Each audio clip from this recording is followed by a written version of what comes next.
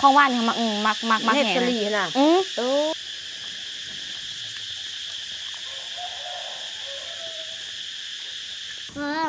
เอามือครับเข้าล้างแม่1 2 3เอ้ยมาไว้เอ้ยเก่งแค่ว่าโอ้ยเก่งแค่ว่าโอ้ยเก่งมือทักตาอ้าวมือเมื่อกี้เกิดเอาไว้เอาไปเล่นละ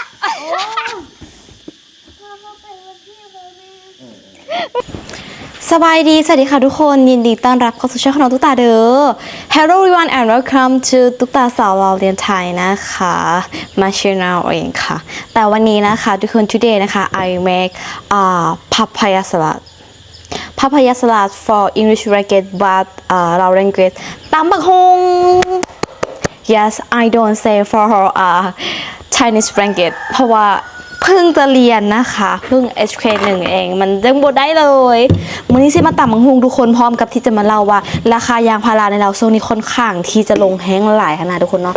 ราคายางพารานะทุกคนเนาะลงมาฮอด 16,000 กีบจาก 19,000 กีบลงมาเหลือ 16,000 กีบแต่ว่าก็มี FC ถามว่าถ้าเปรียบเทียบเป็นไทยทางใดแพงกว่ากันเนาะแน่นอนเลยว่าทางไทยจะแพงกว่าอยู่ลาวเนาะราคายางพาราอยู่ไทยจะแพงกว่าอยู่ลาวราคายางพาราอยู่ลาวจะถูกกว่าอยู่ไทยนั่นเองทุกคนเนาะซึ่งและถ้าจะถามอีกว่าราคายางพาราอยู่ลาวนี่นะมันมีขึ้นและราคายางเรา แพงเป็นช่วงใดราคายางพาราลาวแพงเป็นช่วงหน้าฝนนะแม่เนาะหน้าฝนจักน้อยเป็นนี้หน้าฝนนี้ที่เริ่มเข้าสู่หน้าฝนนี้ราคายางพาราจะเริ่มแพงเขาก็น่าจะอาศัยเก็บเงินจากช่วงหน้าฝนนี่แหละแม่เนาะเพราะว่าพ่อสมศักดิ์ก็จะได้คอยจอบแมนคอยจอบกี่อย่างและอีกอย่างเขาก็ลงทุนในการที่ว่าซื้อหมวกมาใส่ใส่หมวกคันบ่ใส่หมวกก็คือสิบ่ได้เงินเก็บสิพอตั้งแต่ได้กินก็ยังบ่พอได้สวงอย่าง แม คน ถ้าช่วงน้ำฝนนี้คันเขามั่นจอบคิดอย่างใดเขาก็สิได้เงินพอเอาใดแมนแต่ถ้าแบบช่วงแบบหน้าแรงหน้าแบบมันบ่ฝนแล้วเขามีเวลาไปกรีดสิแต่ว่ายางบ่ค่อยออกไหมเนาะช่วงหน้าแบบนี้เนาะแต่ว่าราคายางเรามันก็สิอันนั้นราคามันก็สิอันนั้นลงราคาก็สิลงสินะมันนี่ตำบักหุ่งอีพ่อจะเข้าไปหนาวแม่เมื่อแรงคุณบอเวลาที่แบบว่าชิยามกรีดยางแบบเริ่มแบบกรีดยางมีด 1 มีด 2เสียทุกคนจะต้องไปนอนเฝ้าทุกคนจนฮอดมือสิขายคนแหละถามว่าไปอย่างต้องไปนอนเฝ้าตลอดย่ออย่างโหบอคนมันขี้รักโคตรหลายเลยคุยรักยกให้อันดับ 1ไปเลยทุกคนแม้แต่กระทั่งว่ารถจอดอยู่เฮือนแท้ๆคนยังมาลักเอาคิดเบิงสินค้าในลาวส่วนหลายจะเป็นสินค้าที่นำเข้าจากประเทศไทยบอกว่าจะเป็นอุปโภคและบริโภคเด้อทุกคนเป็นสิ่งที่แบบว่าขาดบ่ได้ก็คือเป็กนัวแมนแต่น้องตุ๊กเป็นคนหนึ่งที่แต่งกลิ่นค่อนข้างที่จะจืดจางบ่เสื้อถามพ่อได้ทำไผก็ได้เพราะว่าเป็นคนที่บ่ค่อยมักกินเค็มแต่ก่อนนี้มักกินเป็กนัวหลายแต่ว่าณปัจจุบันนี้เป็กนัวนี้บ่ค่อยใส่หลายเพราะว่ารู้สึกว่ามันบ่ค่อยดีต่อสุขภาพต่ำก่อน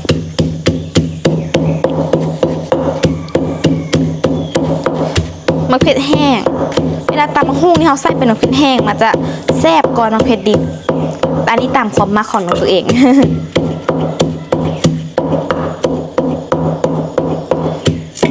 แล้วก็ซื้ออย่างก่อนอันนี้เป็นเคียบเขามาเคียบหมูบ่นางหมูอย่างเขาซื้อมากับตำมะฮุ่งกระแซ่บเพราะมันจะออกรสชาติแบบนัวๆนิดนึงแล้วก็มีของกินที่อย่างเหลือมื้อเช้าเนาะกะของกินอันนั้นแมนเห็ดอ้อมื้อเช้านี้เห็ดอ้อลามซีนแห้งไม่ใครเคยกินนะทุกคนภาษาลาวว่าอ้อภาษาไทยว่าอ้อมสินะแต่ว่าคำว่าอ้อของลาวนี่เขาจะใส่เป็นข้าวเบื่อนำเนาะเขาจะใส่เป็นข้าวเบื่อนำแต่ว่าอยู่ไทยนี้เห็ดอ้อมไม่อย่างไม่ค่อยเห็นคนใส่เป็นข้าวเบื่อน่ะแกงหน่อไม้ก็คือกัดอยู่บ้านน้องตูจะใส่ข้าวเบื่อแต่อยู่ไทยบ่ใส่ข้าวเบื่อ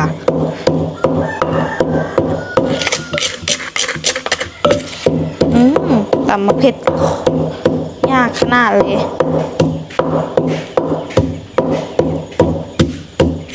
มามะนาวอยู่ใส่วะอยู่ในใจเสมอเหรอพักกลับอะค่ะใช่ตู้เย็นเธอเหมือนไม่ล้างมา5 ปีตู้เย็นเธอเหมือนไม่ล้างมา5 ปีเลยดิฉันต้องล้างตู้เย็นให้เธอแล้วแหละก่อนที่จะกลับไปขึ้นปีวีเรียนต่อที่เวียงจันทร์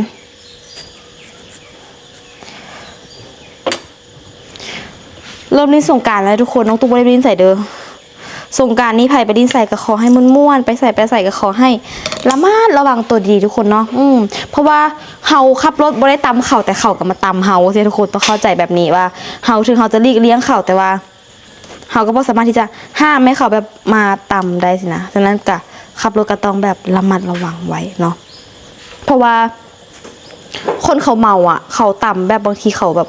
สติหลุดเนาะทุกคนเนาะขับรถบางคนก็ขับรถไวแล้วรถก็หลายอีกน้องตุ๊กก็เลยบ่อยากไปใส่รู้สึกว่าย่านตายกันเลยว่าอยู่คันนี้ก่อนเฮ็ดนั่นเฮ็ดนี่เฮ็ดอย่างอื่นรู้สึกว่ามีค่าก่อนตั้งเยอะเลย แต่เดินไปเล่นกับหมู่เดินไปเล่นเนี่ยได้อยู่แต่ว่าเทศกาลปีนี้บ่ค่อยอินเลยรู้สึกว่าหาเฮ็ดเวียกอยู่เฮือนอยู่ซานมันรู้สึกว่าโอเคก่อนนะทุกคนก็เลยดับมือนับใหญ่ก็เลยเริ่มเข้าใจว่ารู้สึกว่าทุกๆเวลาทุกๆนาทีรู้สึกว่ามันโคตรที่จะมีค่าขนาดเลยแล้วก็เช่นการอยู่กับครอบครัวมันก็เป็นเวลาที่แบบหาใส่โบได้อีกแล้วหาความสุขแบบนี้ได้ยากค่ะนะก็เลยคิดว่าช่วงเขามีเวลาที่แบบเขายังสามารถใช้ชีวิตอยู่กับครอบครัวได้ก็คืออยากใช้ชีวิตครอบครัวให้แบบคุ้มทุกคนเข้าใจป่ะเขาบุ้งเขาสิตายจากกันเมื่อใดก็เลยแบบใช้ชีวิตกับคนที่เราฮักอยู่คนที่เราฮักให้คุ้มก็คือแบบการใช้ชีวิตแบบบ่ประมาทนั่นแหละก็คือแบบเป็นการใช้ชีวิตที่แบบว่าบ่ประมาทเนาะใช้ชีวิตแบบให้มันคุ้มแล้วแต่แบบบ่ประมาทสินะทุกคนว้าวแม่เก็บผักมากับอันนี้เอิ้นว่าผัก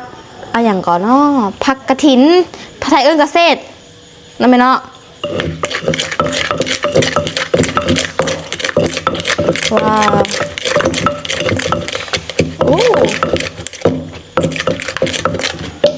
ใส่มะฮุงลงไปป่ะนี่มะฮุงแม่ฟักให้แม่มะฮุงน้อยเดียวพอดน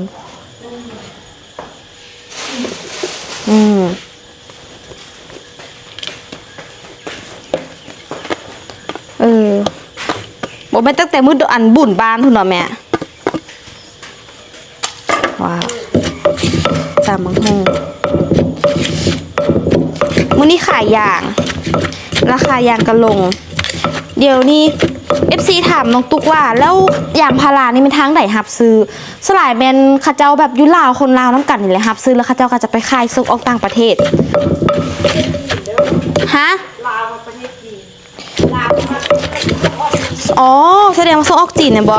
คือคนลาวหับซื้อกันเองแล้วก็ส่งออกจีนโอเคเข้าใจละเดี๋ยวนี้คนจีนแบบเขาจะมาเฮ็ดเวียกยุลาวมาพัวพันแบบมันบริษัทอีหยังนะหลายไปใส่กับแบบบริษัทนี้เบื้องทรงคือเป็นแต่ว่าบริษัทไทยก็มีหลายอยู่ไทยแหละแบบคนไทยมาแบบเฮ็ดบริษัทอย่างอยู่ลาวก็มีคือกันมีคือกันแบบเป็นสาขาออกมาเสียทุกคนสลายมีคือกันย่านเค็มเว้ยย่าได้ใส่กะปิเนี่ยเค็มแท้เด้อคันเค็มนี่บอกเลยว่าใช้มือแล้วกันไปหานอกให้ใส่หานอก3โมงดีว่ะชาร์จแบตกล้องกันเดี๋ยวก่อนนะลองคุดเบิ่งนี่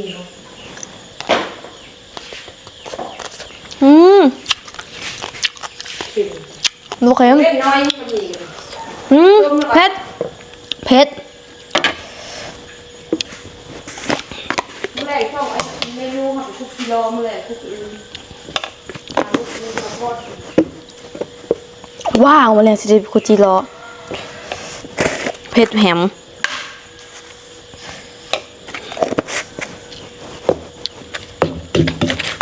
ส้มอยู่มังนาวน้ำบักหลาย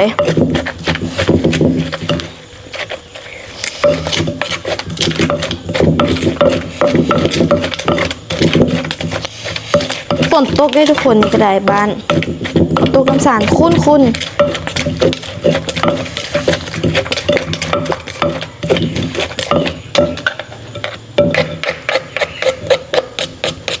พอจะเป็นแม่ค้าได้แม่ค้าตำเก่งขนาดนี้เป็นแม่ค้าได้นะคะจ้างไปตำส้มตำในงานอะไรก็ได้นะคะเป็นแม่ค้าให้ได้ค่ะอยากกินเผ็ดรสชาติไหนสามารถสั่งได้เลยค่ะ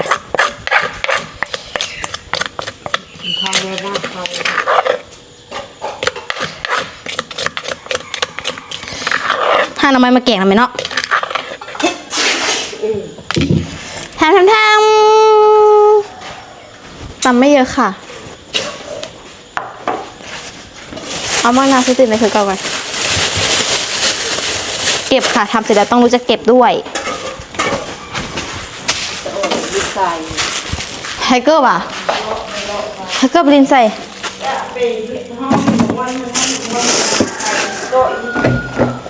ห่วยใส่เลาะเนาะให้จังได้ได้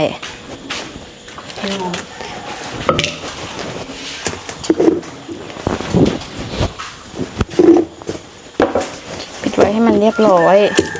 เราเป็นผู้หญิงที่เรียบร้อยค่ะ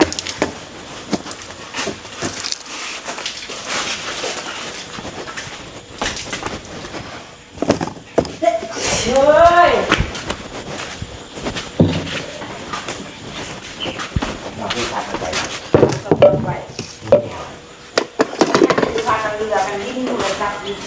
นี่ อันนี้เมนูที่มือเช้าให้พี่จิมเพิ่มเติมก็คือใส่น้ำใส่แป้งหนวดหน่อยหนึ่งมือเช้าเป็นหนวดน้อย ก็ดีแล้ว เขาเพิ่นมากินจางไอ้ตากับไอ้ตาอยู่ร่วมกันได้ มันเค็ม มากินเค็มคือกันตั้งแต่เช้าน้ำไผ่ล้างน้ำผ่าได้อาบโคตรเจ๋งเลยตุ๊กตา ครับไม่แรง ฮะ ครับไม่แรงประเดียวคือไม่แรง บ่แต่ยานพวกอีกแม่น่ะเขาสิว่าเปิดล้างน้ำแล้วก็ไปหานอนอีกแม่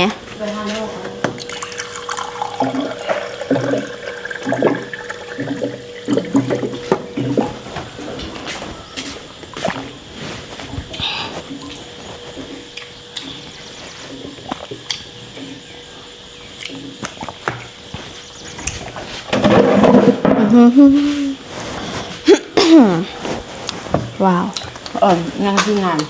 เพราะที่บางงานเนาะบล้างอีกตัวนี้ฝนตกใส่แล้วบล้างอีพ่อจะขับสัญญาณตอนแต่พอ ไม่แรง ครับ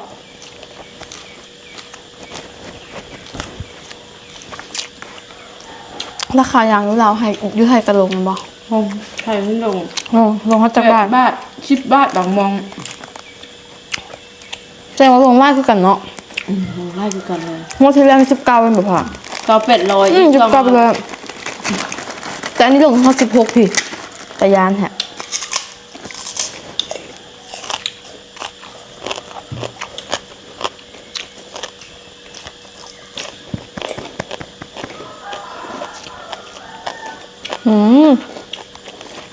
ครับ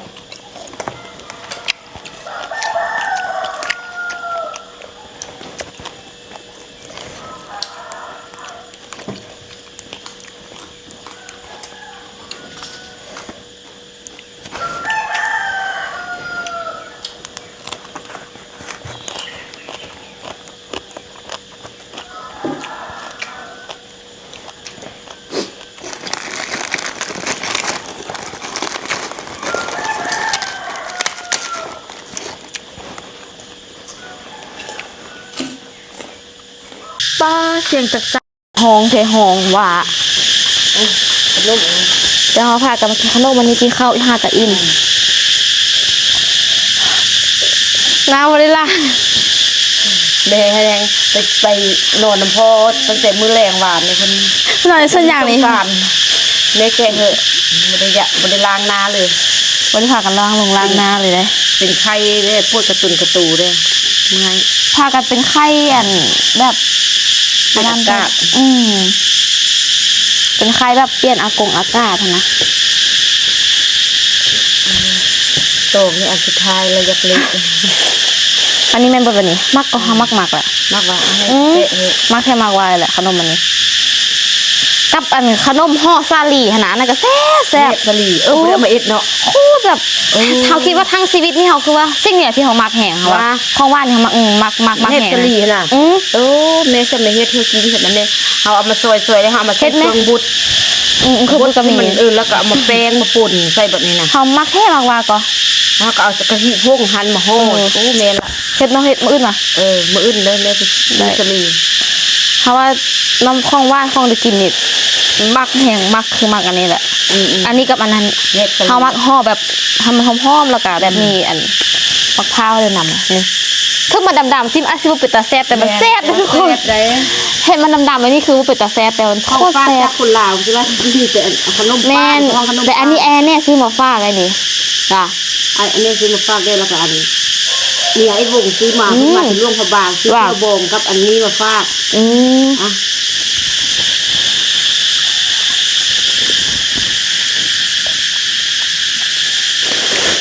มันซึ่งอย่างโคตรมาก มันลูกชายเจ้านี่แหละถึงเงียบกลีน แซ่บแบบแล้วก็แบบมันต้องแบบกรอบเนาะ ขนมป้าน น้ำปั่นที่ไทยมีบ่ ทางไตเด้อสิลายเด้อ ใต้ไทยเหรอ ไตลาว อ้าว ไทยบ่มี ไทยว่ามี ไท บ่ ยบ่มีขนมอันนี้ มีแต่ตอง ตัวมันก็ง่ายเขาแบบนี้เขาจะว่ามันอยู่ในดดจริงเนาะ แมนอยู่ในดนบ่ดนตองจนเละนะตองจนเปื่อยทางใน ต่อเน่าก็ขนมอีก แพงได้ดีเนาะน้อยๆอย่างเช่นนั้นมัน แพงก็ บ่เคยได้กินบ่เคยได้ซื้อ มันจะเข้ามาฝาก ไม่ได้เข้าหมอ เขาไม่ค่อยซื้อนี่จะมีคนมาฝากไอพ่อที่ไทยพ่อก็ไม่เคยกินหรือเปล่าพ่อ เอาแล้ว ไม่เคย ที่ลาวยังบ่ ตามเขาอะ ก็เคย ไม่กินอ่ะไอ้นี่ นี่สิเอาจนมา แซ่บเลยน่ะ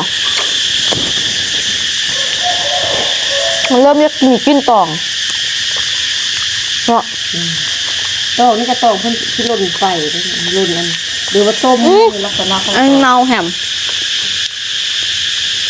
ตัวที่ตองกิน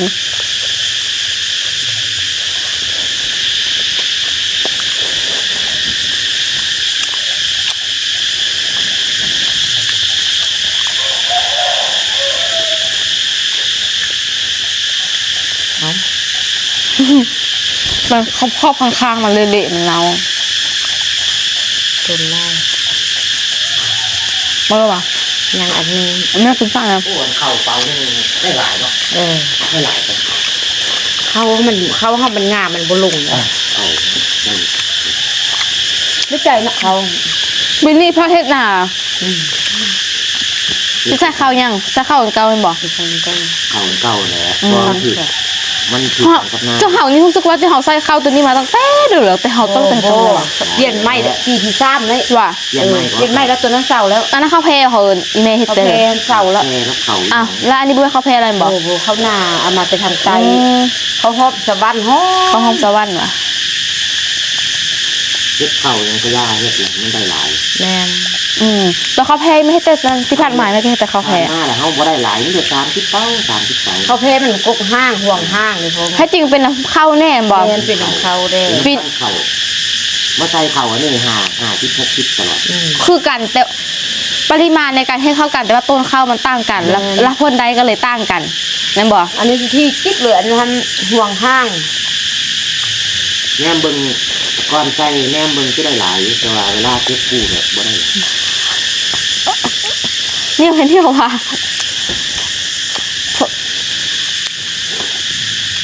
คุ้มเลยเนาะแบบปีแต่ละปีที่ผ่านมาบ่เคยกุ้งกินเลยนะพอเนาะ เป็นกับเนี่ยช่อง3 ปีเนาะกินเนาะเนาะ กุ้งกินจนเลื่อยเนาะจนเลื่อยปีผ่านปีเนาะ เพื่อให้มีปลาจันกินกันแล้วแบบนี้ครอบครัวมีปลาจันกินเมื่อ10 ปลายเป่าน้ำเฮาเนาะ แบบปีนี้เฮ็ดจนแบบได้แบ่งเหอะได้ปลาจันเลยกินน้ำ เลือกให้แม่ปลาจัน5 เป่าแล้วมันเลือกกินฮอดยังแล้วเขาจะน้ำเลือกจะให้ได้กินนี้ให้เดี๋ยวนี้ให้เป็น5 เป่าแล้ว สิได้ฮอดงามเวียดนามก็ได้ หนูสิล่ะเดือน5ก็กล้าเกียนเดือน6ก็ตก เดือน7กระดำ เจ้าซื้ออันนั้นเราก็จะปลูกเครื่องปลูกฟอง ไหวเนาะเวลาทำไปไหวเห็นเขาจะได้เฮ็ดหาล่ะ บ่ทันได้พักผ่อนสำนักหน้าย่างกับพันได้ปิดอันเดียวไปเข้ามาเฮ็ดหน้าอีกแล้วเด้ เวลาพาเป็นคนไหวต้องเก็บเงินจ้างคนดำนาเลยค่ะเบิ้ง เตรียม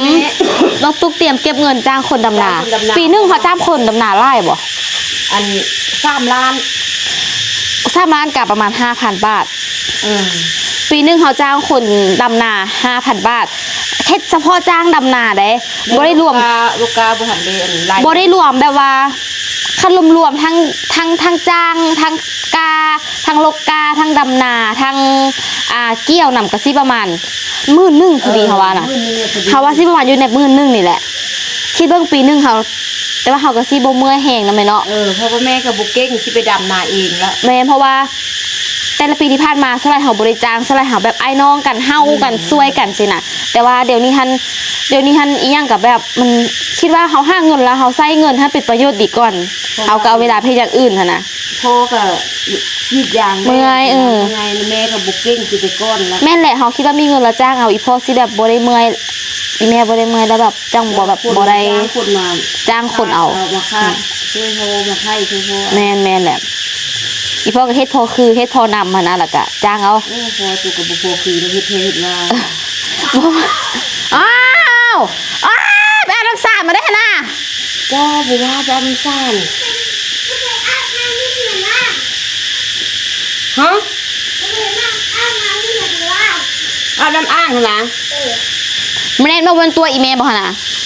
มาห้อมแก้มกันแม่ถ้าขี่มาขนาดนี้ล้างตีนไปถ่ายเครื่องเด้อไม่เดือยางเดี๋ยวนั้นว่าโทรศัพท์มาให้พ่อก่อนย่างคือกระเทยนี่แหละเกินนะกระเทยแล้วบอกกระเทยค่าเนื้อไปนะมาห้อมแก้มกันไหมมาให้มาโอ้ยไวมาเป็นแทงก่อนไว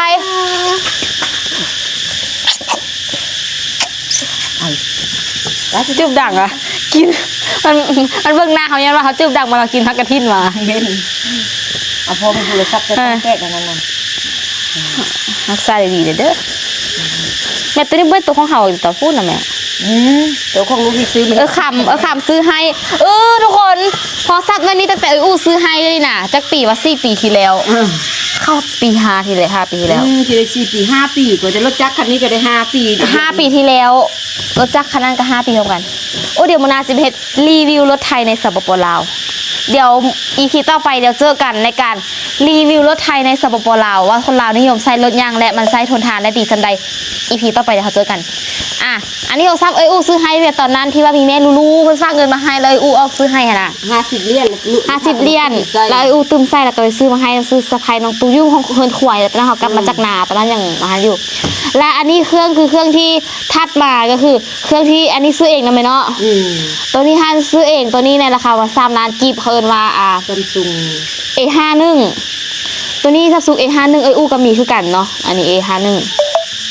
แต่ยังใช้ดีอยู่เด้อตัวนี้ดีก็เฮาใช้โทรศัพท์เฮาเป็นคนนึงที่รักษาโทรศัพท์โคตรดีแหละ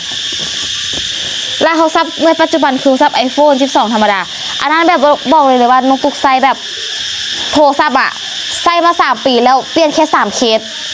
ใช้ครั้งปีนี้ปีที่3เปลี่ยนแต่3 เคสเท่านั้นคิดเบิ่งถ้าเป็นผู้หญิงคนอื่นหรือคนอื่นนี่คือแบบใช้แบบเป็น100 เคสไปละเปิดห้างขายเคสได้เลยมีนากุ๊กกิ๊กมีนากับกุ๊กกิ๊กนี่เพิ่นมักเปลี่ยนเคสตลอดทางที่หาก็ซื้อแต่ว่าน้องตุ้งนี่ใส่มา3 ปีแล้วเคสเปลี่ยนได้แต่3 เทื่อเท่านั้นอันที่ตอนนี้ใส่ปัจจุบันนี้คันที่3แต่ว่าใส่กับแบบเขาก็ใส่เป็นรุ่นดีแล้วเขาก็ฮัก3ขนาดทุกคนแล้วก็โทรศัพท์นี้เ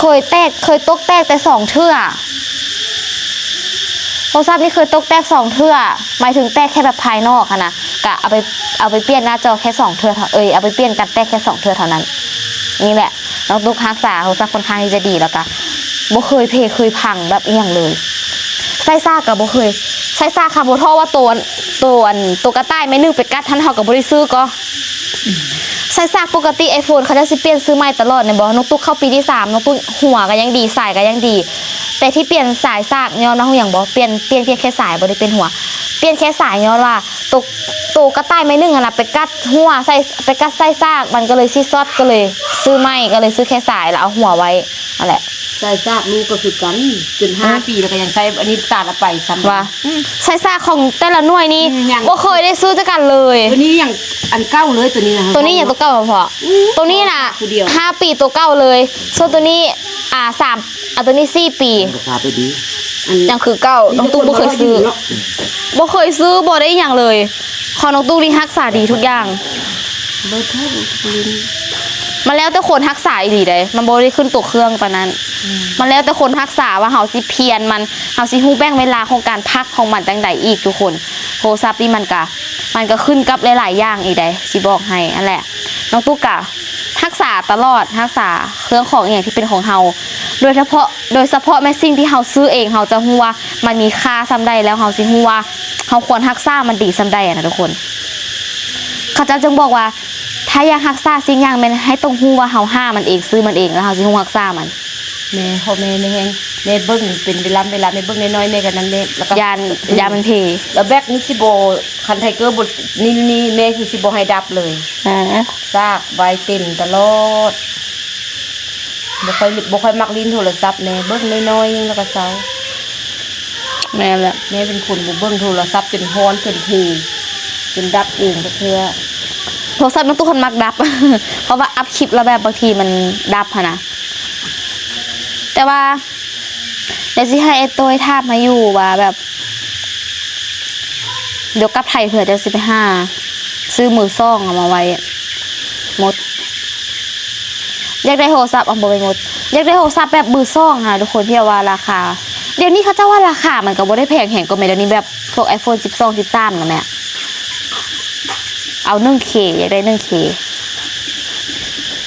ไปหาเงินกันเพราะว่าใช้เวลาในหนึ่งเพราะช่วงนี้กำลังเหียนและใช้เงินหลายนี่พักพอดมานี่บ่เหียนอะไรนี่พักพอดแท้พักพอดมาแบบบ่เหียนเลย พักพอดแบบตัดบทเหียนไปก่อนเพราะว่าเสียงหักกันแล้วแบบเจ็บหัวมาหลายแล้วก็เลยพักพอดไปก่อนเดี๋ยวมื้ออื่นก็สิเริ่มทบทวนบทเหียนเริ่มสิเหียนภาษาอังกฤษแหละเพราะว่า พักพอดมา2 มื้อแล้วพักพอดมา2 มื้อแล้วก็เลยโอเคปานนี้สิเข้าสู่การทบทวนบทเรียนเพราะว่าเดี๋ยวกลับไปเดี๋ยวสิลืมบทเดี๋ยวต้องไปทบทวนอีกรอบเดี๋ยวสิเจ็บหัวหลายกว่าเก่าภาษาจีนนี่ฮาวเราโกงไทเกอร์ก็ว่าเป็นได้ว่าเป็นแต่นี่ฮาวเราโกงว่าซ่านตลกใต้อีพ่อเอาไม้เอาตะอีพ่อก็บ่บอกสิได้ถ่ายคลิปเนาะรอดแถวว่ามีพบอีกแม่ไปทุกคนคลิปนี้เดี๋ยวเต่งกับแม่สิไปหานอกแล้วแม่เนาะเดี๋ยวน้องตุ๊กกับแม่สิลงไปหานออยู่แคมแม่น้ำสารเนาะแล้วสิไปหาเก็บพ่อเก็บพักอันนั้นแหละแม่จับกล้องเขาเลยเดี๋ยวจะพาไปหาไอ้คู่คำ เบิดสภาพไอ้อันเน่ท่ายไอ้อันเน่เมาเรา เมื่อวานแม่นพายเห็ดไอ้แน่เมาเราไปเบิ่งคลิปอู้ได้เลยไอ้แน่เมาเราไปเบิ่งสภาพเลยทุกคนเพิ่นไปนอนอยู่ถึงตู้อู้ค่ะนะตะหัว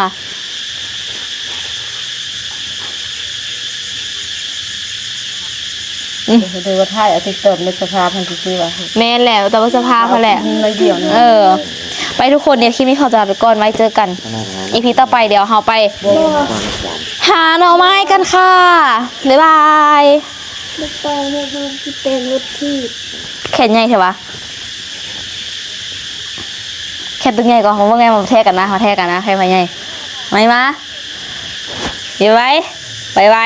มาขึ้นมาแทกกันนะแม่มาหัดกล้ามมางัดกล้ามมาไปไว้เอามางัดกล้ามมาหัดกล้ามมาหิมะ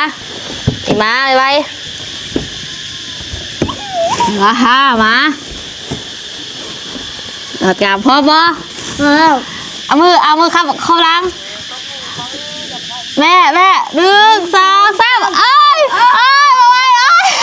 เก่งแค่ว่าโอ้ยเก่งแค่ว่าโอ้ยเก่งมือทักขามือ เก่งแถววะปืนมา แม่เมื่อกี้นี่แหละ เนี่ยคือเก่งแถววะ ก้มแท็กก้มมาแม่ก้มเอามือใส่ตา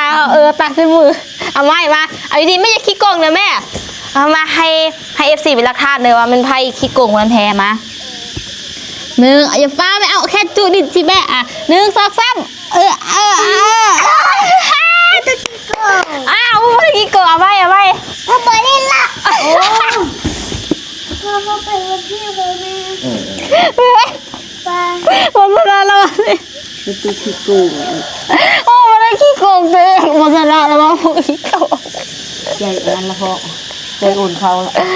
โอ้ยอย่าหัวเลยเนาะตัวเองวัฒนะมูดละหาว่ามูขี้โกงมูไม่ได้ขี้โกงตัวเองวัฒนะตัวเองบ่มีแหงโอ้เมื่อยอ่ะเด้ห้ามแก้มได้ไหม เราไปแข่งรถที่กันนะแม่ ไปแล้วทุกคนบ๊ายบาย ติดกันนั่นน่ะไป ไม่ใช่มา อ้าวนี่ไฟมาไอ้ใจวะ โอ้ค่ะ ป้าผู้เศร้ามาไทเกอร์ ข้าวมาหาแล้ว ค่าไฟวะอู้คุณมาเก็บค่าไฟค่าไฟเงินเฮาเดือนนี้เท่าไหร่ อ่า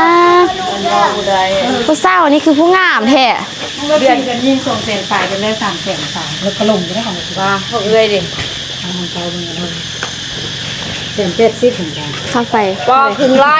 แล้วลงหรอเท่าไหร่มันได้ เดือนแล้วเส้น 30บาทประมาณนี้มัน เลยประมาณนี้ป้าขึ้นไล่เนาะ